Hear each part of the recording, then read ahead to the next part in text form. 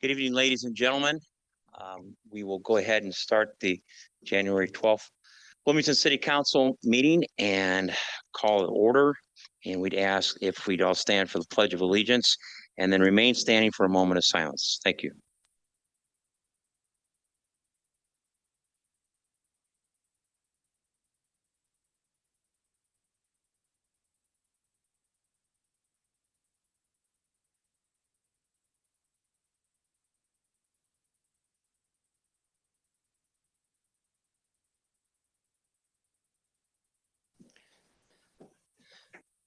Then we'll go ahead for roll call for attendance, please.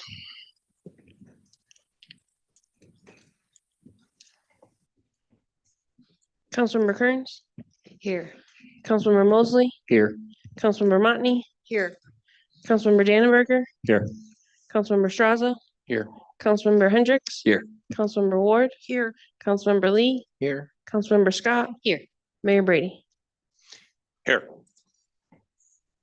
Thank you. Next, we move on to recognition and appointments. And at this time, I'd like to call forward to the podium our chief, Jamal Symington, and new officers that he will make a presentation at this time.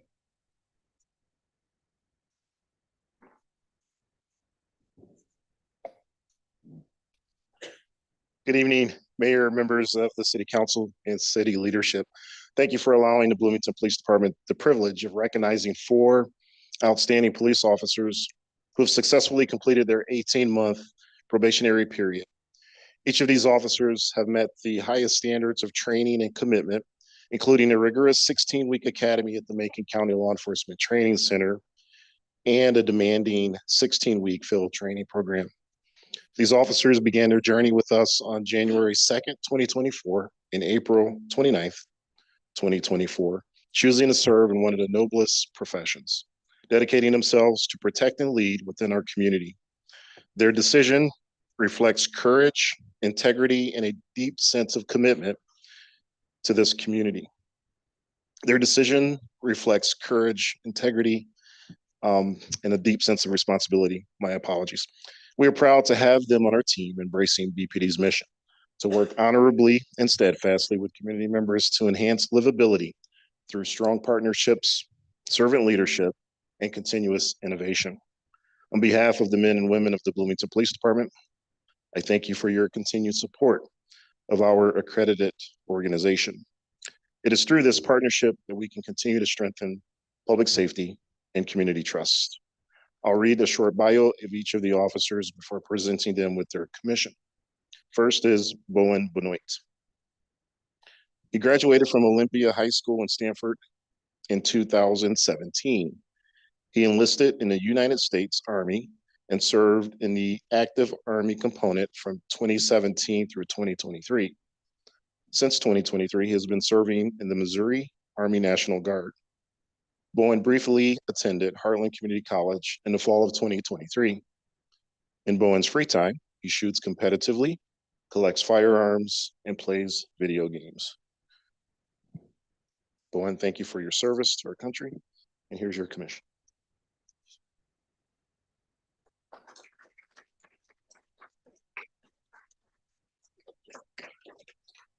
Aaron Pavoka. Officer Pavoka received his GED in 2017 and has completed 64 credit hours towards his Bachelor of Science degree in criminal justice. He is engaged to his fiancee, Erin. He was in the United States Army for 5 years prior to joining the Bloomington Police Department. Erin was a staff sergeant squad leader as a military police officer. Thank you for your service to our country as well. In his free time, he enjoys fishing, working out, and going to sporting events. While working at the Bloomington Police Department, he has received a life-saving award. Officer Pavoka.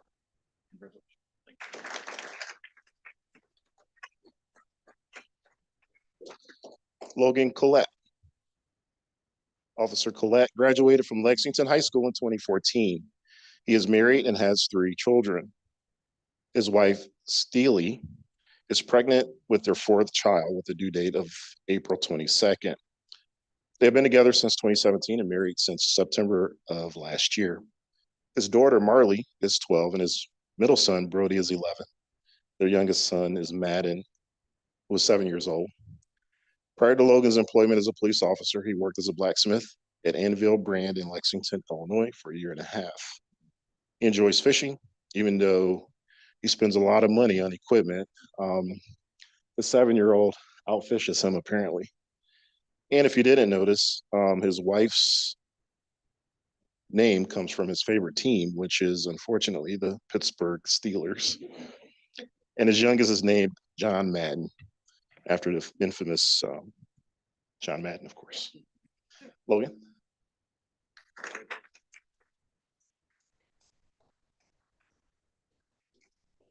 Last but not least, Officer Brandon Bunch. Officer Bunch graduated with honors from Illinois State University with a bachelor's degree in criminal justice. He started his law enforcement career with the Columbia, Missouri Police Department, where he served for 5 years. While there, he worked as a patrol officer, a SWAT team member, and a field training officer. He brought his high work ethic here to the Bloomington Police Department and is currently assigned to second shift patrol and as a field training officer.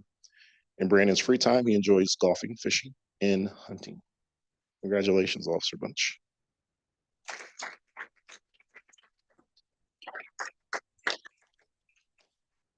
Chief, if you would ask the officers to come forward and so we can extend a handshake or at least congratulations to them all. Thank you. Thank you for this time here.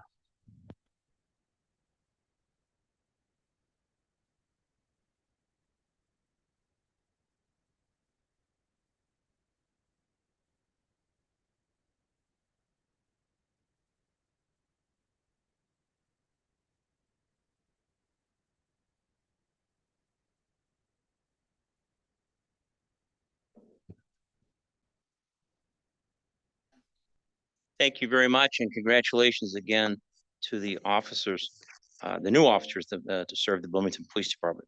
We certainly appreciate your service. Next, we're going to have a proclamation recognizing Tamil Day, and if those individuals here would like to come forth to the podium, and after I'm done reading, we can present to you the resolution. The following, whereas Tamil language is the longest serving classical language in the world, with a traceable history exceeding 2,600 years. Tamil is an official language in India, Singapore, as well as a minority language in Malaysia, South America, and Canada, amongst other countries. The Tamil community is widespread with about 100 million native speakers across the globe. Bloomington Tamils have established a self-sustaining literacy model for the Tamil language through Tamil Language School, and with 195 plus children and 75 plus adult volunteers, and national level standards for Tamil education from 2015, completing 11 years in 2026. The Tamil community of Bloomington contributes to bilingual literacy with Bloomington by achieving high school credits and for the Tamil language and high schools as well. Bloomington Tamils have made contributions to the social, economic, and cultural fabric of Bloomington, including promoting Tamil language, arts, culture, sports, education, and heritage. The Tamil community across the globe everywhere celebrates a 4-day-long festival starting the first day of Tamil calendar month, which is in January in the month in the English calendar. Tamil community across the globe every year celebrates Tamil New Year on the first day of the traditional Tamil calendar, which falls on April the 14th in the English calendar. Whereas Bloomington Tamils are committed to sharing their vibrant culture, richest traditions, and longstanding history with the people of Bloomington by celebrating January as Tamil Heritage Month and by celebrating April 14th as Tamil Day. Now, therefore, I, Dan Brady, Mayor of Bloomington, Illinois, do hereby proclaim January as Tamil Heritage Month and April 14th as Tamil Day, and do call upon the people of Bloomington to join the Tamil community in recognizing and participating in this observance. Congratulations. If you'd like to come forward, please.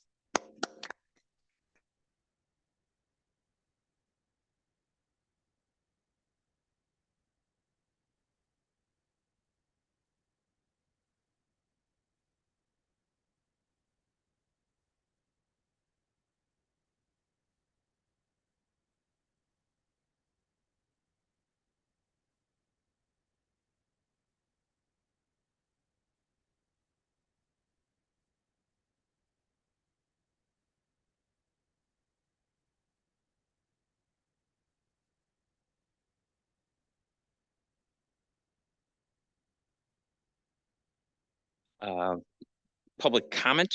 Clerk, are there public comments for tonight? We have one person registered for public comment.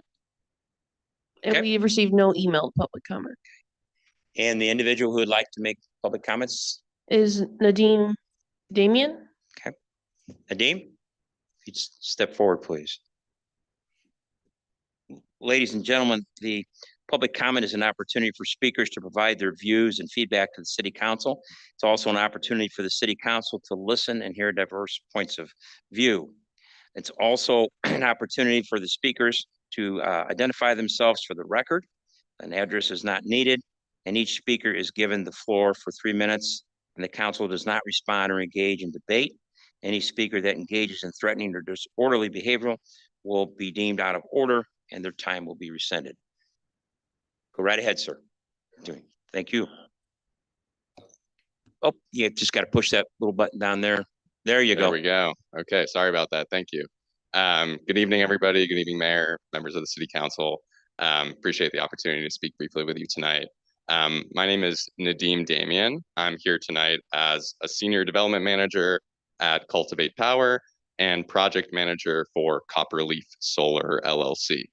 Copperleaf Solar is a 5-megawatt community solar project proposed for development on West Washington Street, just south of the Constitution Trail. This project is a permitted use here in the city's agricultural district, and of course we'll plan to follow all of the design requirements associated with solar projects in the lovely Bloomington Solar Ordinance. But I want to take a chance just here for public comment, of course, to introduce myself to all of you, as well as, there's a few items on your consent agenda today related to Copperleaf Solar, but also to give a shout out to some of the city staff who have, helped guide this project along the way, namely Alyssa Pemberton and Kelly Pfeiffer, seated over there.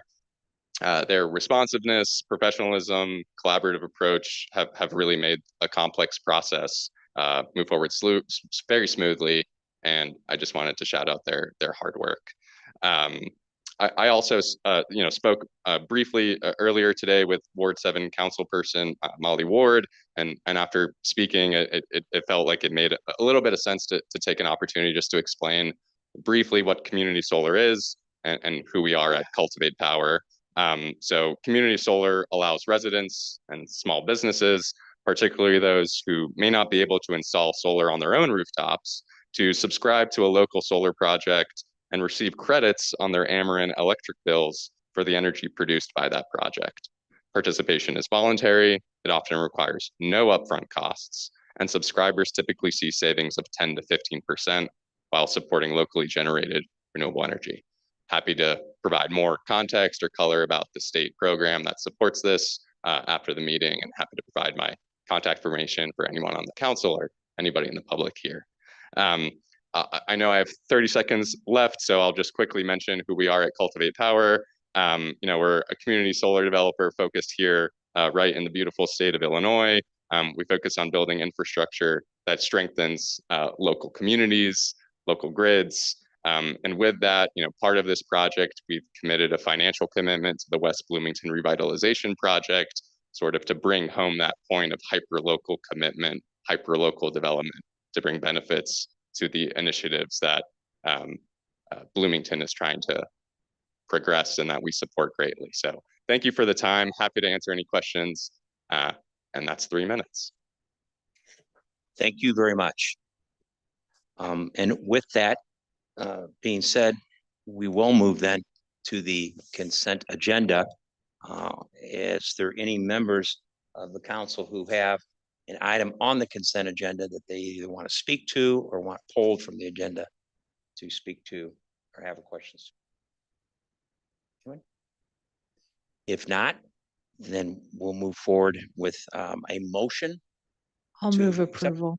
I'll second. by Councilwoman Ward and seconded by Councilmember Hendricks. And if you go ahead and take the vote, please, electronically. Madam Clerk.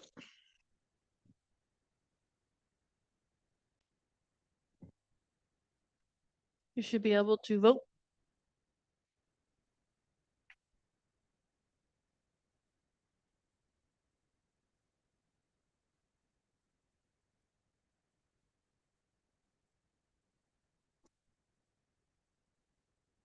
Councilmember Dannenberger, how do you vote?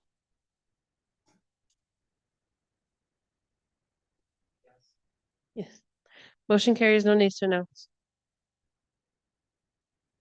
Thank you very much.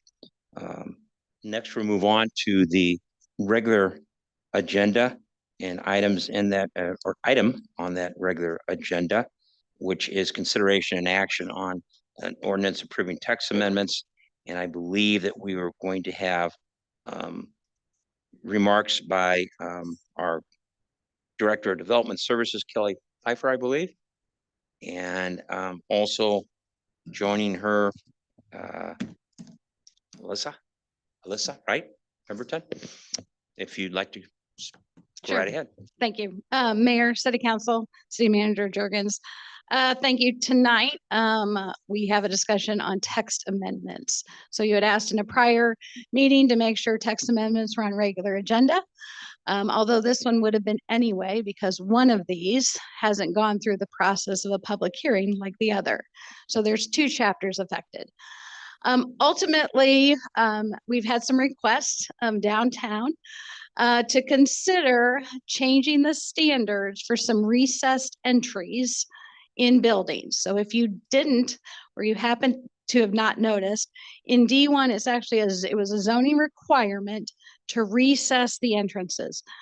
Few reasons. One, historical, it's been done.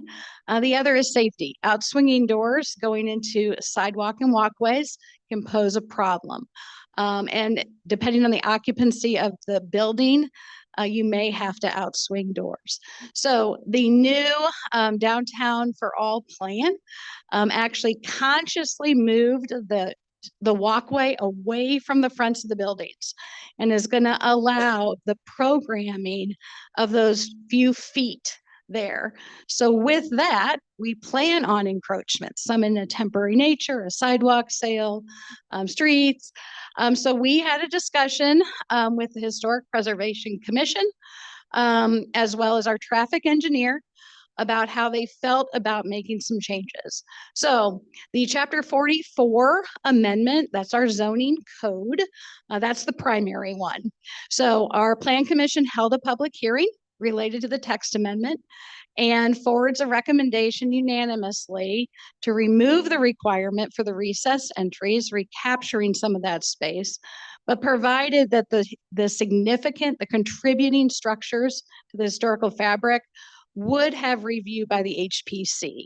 So some of those buildings downtown have more historical significance than others, and those would see the HPC.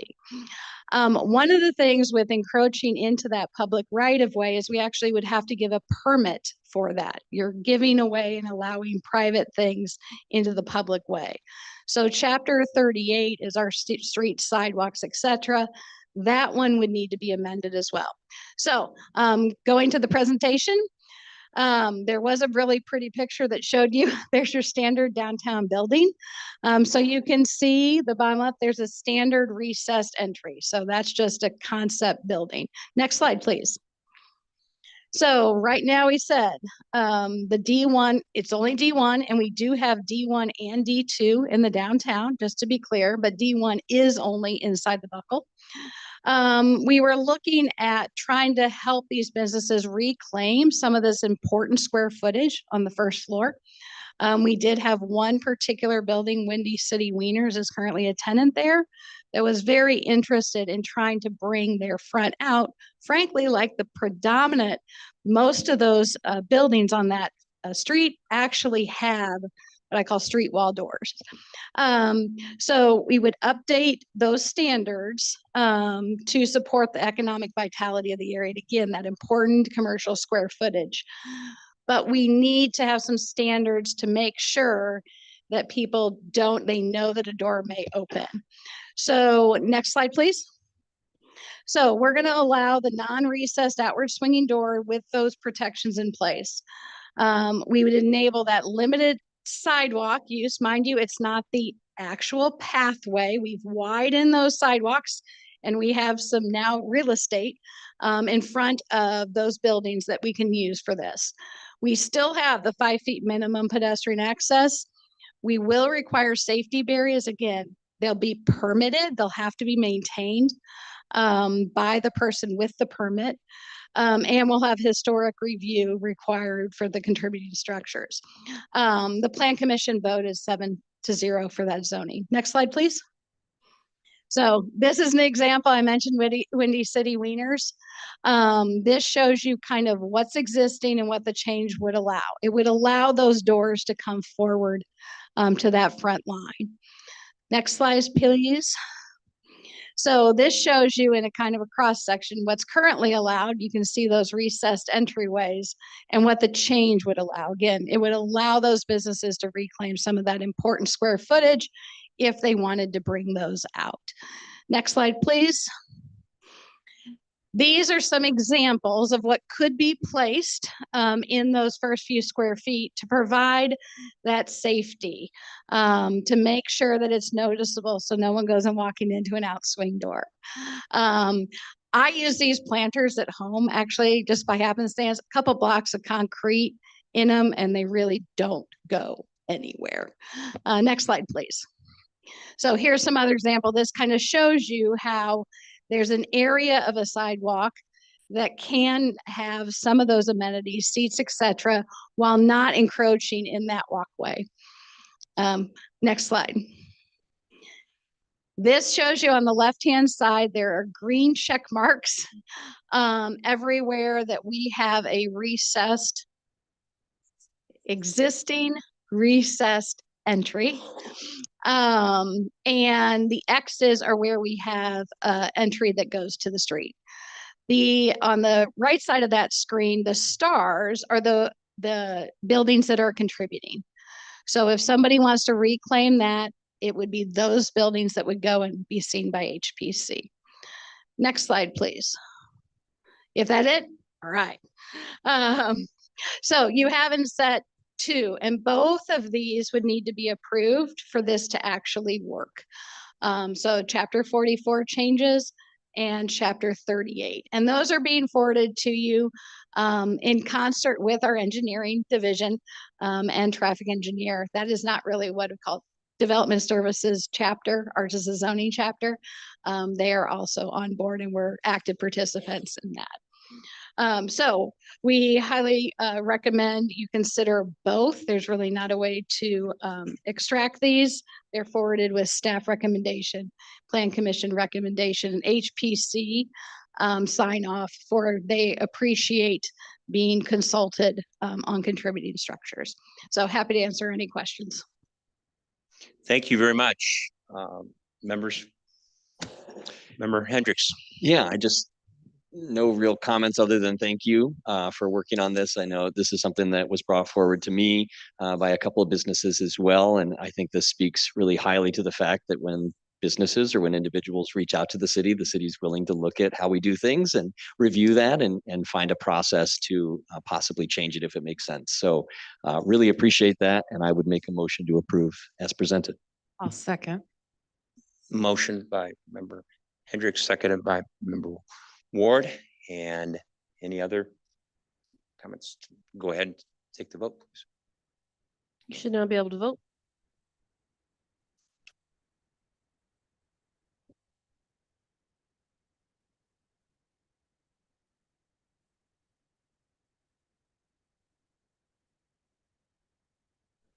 Motion carries. No nays to announce.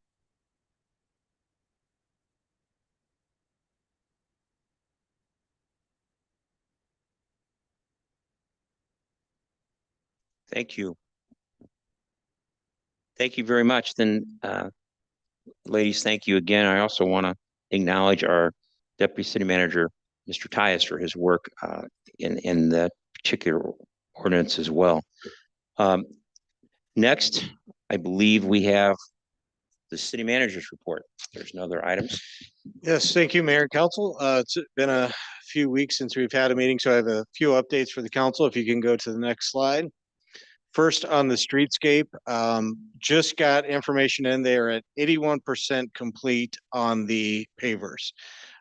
So we got all of this work was originally scheduled to be done before Christmas. As everybody knows, we had some unprecedented snowstorms, freezes, and you can't put pavers down in temperatures like that. So we've luckily had a couple of days where the crews have been able to work. This picture is actually from just today where they were out there working really hard. Really appreciate the crews from Stark being out there, and they're now at 81%. We hope we'll have enough days where we will be able to get this completed and then get this street reopened here within the next couple of weeks. So we will work on that, continue working on that as much as weather allows. Next slide. We also last week closed on what so far we're calling the Elks parking lot, where the Elks building used to be. That is now open to public parking. It was used at the Bison game over the weekend, and just additional parking that's now available in our downtown area. Next slide. Want to continue to encourage the community to conserve water where they can. We continue to be in a moderate drought. We've had a little bit of rain. It hasn't helped as much as we would have liked, and we hope to get some more in the forecast. But as of now, we continue to be in this moderate drought. And again, just encourage everybody to really just use best practices where you're doing a full load of laundry or a full load of dishes, fixing leaky faucets, things like that. Everything will help as we try and reach our target of saving at least 5% in water conservation during this period. Next slide. Leafs has been a big topic of conversations recently, and so want to assure the council and the community that our crews are out there. We had over 40 people out on Saturday, another over 40 people out on Sunday working to pick up leaves. You're going to see people using leaf vacs. We have the same piece of equipment that we use both for snow plowing and for our leaf vacs. And so we have to transition those as we go between snowstorms and going back out and picking up leaves when they're not frozen. So we have transitioned some of the vehicles. So you will see some leaf vacs back out there. You'll also see them picking up with loaders, but they are out there working hard. We've also extended some of the hours during the week that they're going to be out there. They are right now trying to finish up last week's bulk rate routes and starting this week's orange routes. So truly within the next couple of weeks, we hope to see a big improvement in all the leaves that are out there. But again, just really appreciate the crews that have been out there working and everybody's patience as we deal with the weather and the holidays and everything else that we've been working through. Next slide. And finally, just want to say the demolition on the front and center is complete in terms of the building being down. You can see kind of a before and after picture and certainly a new view. Again, over the next couple of months, we'll start to see that area filled in and additional parking will be added in this area. But for now, the demolition is completed. All the roads have now officially been reopened. I did contact Connect Transit this afternoon to make sure they're aware of the opening and so that they can hopefully start to relocate some of the temporary bus drop-offs and pickups back into that area, which is a much better area for it than where they've had to relocate over the last couple of months. So again, another major project that we're seeing progress on in the downtown, and that's all I have. Thank you very much. Members of council with comments. Member Kearns. Member Mosley. Member Motney. So a couple things. First of all, I want to thank the city manager and Anthony Nelson specifically as well for giving an outstanding tour of the behind the scenes, the Coliseum for me and also for a student intern who has spent the last 2 weeks with me, Corbin Christopoulos. It was really motivational to hear his passion for continuous improvement. It's clear that the investment that's been made in his development is paying off.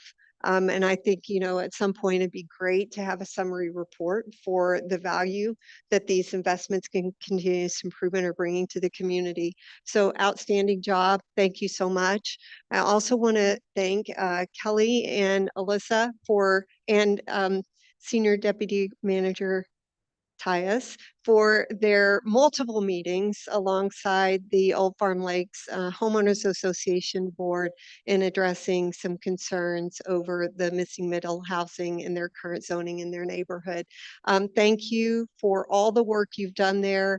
And I know more meetings are coming, but the neighborhood is very pleased with the progress. And I just wanted to extend my thanks for that. Appreciate it. Thank you, Member Dannenberg. Okay. Member Strazen. Member Ward. Member Hendricks. Member Lee. Yeah, just wanted to give a shout out to the streets folks. I got an email from a constituent who appreciates the new road that's out there by Ward 8, especially Oakland Avenue. They really appreciate having that repaved, so thank you. Yes, thank you. I've got a couple of thanks myself. One for bulk pickup. I watched my futon mattress be picked up and carried outside the window today, and now I have an understanding what a bucket is and what can fill it. And then secondly, I want to say thank you to Councilmember Montney for your work on the Mental Health and Public Safety Fund Advisory Council. Yes. I understand there were 3 emergency meetings. They were certainly a challenge for me to follow, so I appreciate all the research that you've done there. I do have an ask that given that it is a challenge to go ahead and follow what's going on, that we do get reports, say on things that have been decided, or informally, if you could reach out and share where you're at with that. And then secondly, you had a great idea a while ago of connecting county folks to the Safe Cities Commission, which is now permanent. I think that's a wonderful opportunity with your work on the Behavioral Health Commission and that Fund Advisory Committee to connect those 2 things. So thank you. If I might respond, first of all, thank you to the council members who did reach out to me, and I really appreciated, Jenna, the conversation that you and I had. So I appreciate that. Yes, there were 3 meetings. The Behavioral Health Coordinating Council itself is not a meeting subject to OMA. And so that's why, as it relates to that particular role, there aren't updates here at our meeting, which is subject to OMA, FOIA, et cetera. However, those meetings would be happy to provide a brief comment about them. We were asked to participate in addressing funding for a grant that was lost by an organization, a statewide organization, Brightpoint. The reason 3 meetings occurred is because it was discovered that the city actually had a dedicated fund for one of those requests that was sufficient to cover the ask. So there was research being done across those meetings in order to get that addressed. So hopefully that's helpful, but my contact information is available and I welcome anyone to reach out to me anytime. Thank you. The county had a dedicated fund that by state law could only be used for that purpose. So thank you. Sorry about the misstatement there. Anyone else I missed? Good. Sorry. I'm sorry, Yeah, Member Ward? I just wasn't fast enough. I just will reiterate and in public my request that I gave to you earlier before this meeting, that we actually make space on our agenda, whether it's the committee of the whole agenda or the council agenda, for regular updates and discussions of the representation of this body on both the Behavioral Health Coordinating Council and the Criminal Justice Coordinating Council. I think that those Councilmember Montney and Councilmember Mosley represent this body and the community, not themselves as individuals. And so I think it behooves us as a body of representatives to have regular updates in a formal way, not just that we have to go seek out that information, but that this body makes space for them to be able to share that information. Thank you. Any other comments? If not, I have a few mayor points, and that is to talk about, really to say thank you on several fronts. Where there's always things going on, in particular, most recently, for those members who were able to join us at the Bridge project's ribbon cutting, thank you for being there.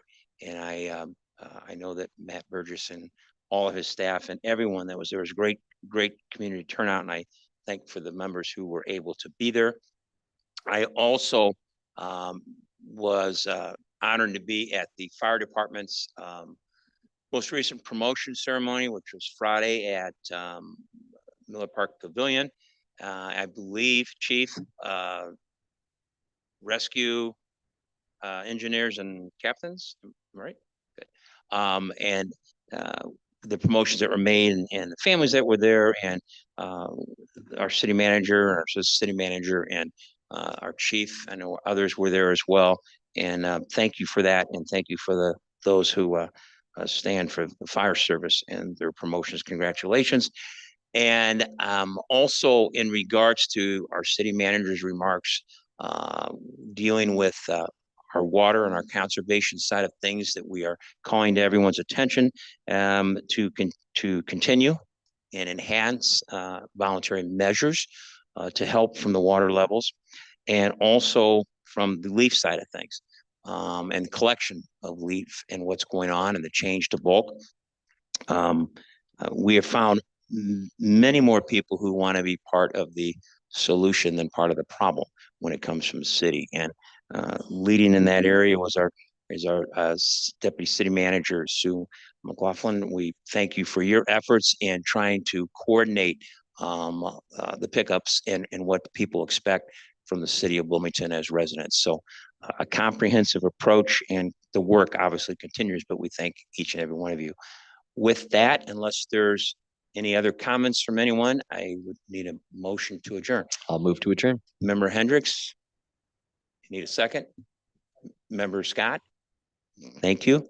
And All in favor, say all in aye. favor? Aye.